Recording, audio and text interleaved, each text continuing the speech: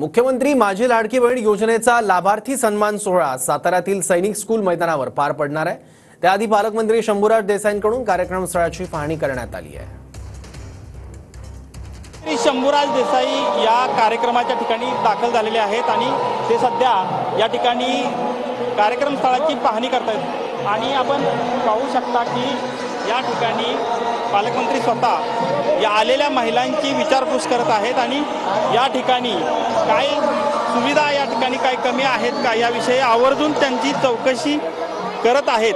या ठिकाणी जे नियोजन आहे ते कशा पद्धतीचं आहे याविषयी आपण त्यांच्याकडून आज जाणून घेणार आहोत। महिला कुठून आलेल्या आहेत याविषयी देखील ते बोलत आहेत आणि या ठिकाणी पाहिलं तर मोठ्या संख्येनं महिला ज्या आहेत त्या आता येण्यास या ठिकाणी सुरुवात झालेली आहे। आपण पाहिलं तर काही वेळातच मुख्यमंत्री एकनाथ शिंदे आणि उपमुख्यमंत्री देवेंद्र फडणवीस जे आहेत ते या कार्यक्रमस्थळी दाखल होणार आहेत। त्यामुळं जिल्ह्यातून मोठ्या संख्येनं महिला ज्या आहेत त्या या ठिकाणी आता सध्या दाखल होताना आपल्याला पाहायला मिळत आहेत।